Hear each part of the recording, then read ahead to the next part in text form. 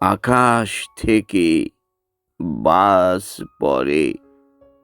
আমার কবিতার নাম আকাশ থেকে বাস পড়ে। যখন পাহাড়ের ধাক্কা খেয়ে মেঘেরা টুকরো টুকরো হয়, বাতাসকে ভেঙে দিয়ে তৈরি হয় লঘু চাপ। লঘু চাপে ঝড় বৃষ্টি।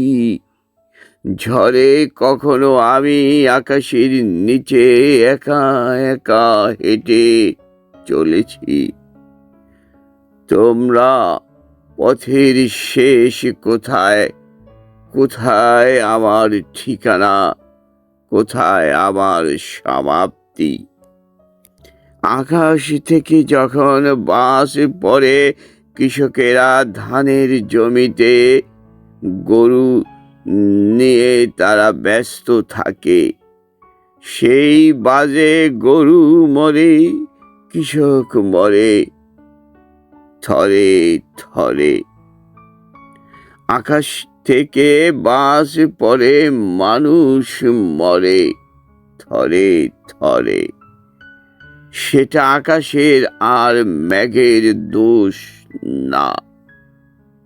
আকাশটা আধুনিক অস্ত্রের পরীক্ষাগার।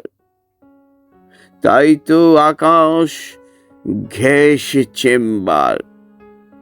তাই তো বিজলির চমকে বাজ পড়ে, মানুষ মরে, পশু মরে অকাতরে। আমরা পাহাড় ও আকাশ ঠেলে সরাতে পারবো না অন্য আকাশে। তাহলে কেন আমাদের অহংকার? কেন মানুষ মারার প্রতিযোগিতার কৌশল?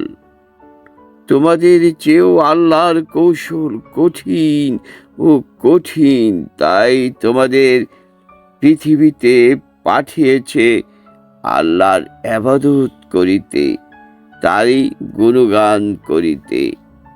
আমরা পৃথিবীতে এসে প্রতিযোগিতায় ব্যস্ত, কে কার চেয়ে উপরে উঠব। আমরা কোরআন পড়ি না অর্থ সহকারে।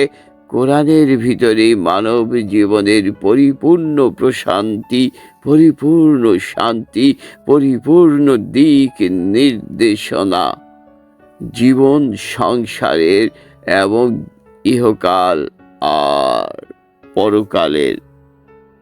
আমি শাহজাদা কায়সার, রচয়িতা ও আবৃত্তিকার। থ্যাংক ইউ, ধন্যবাদ। ইয়া জালালি ওয়াল ইকরাম।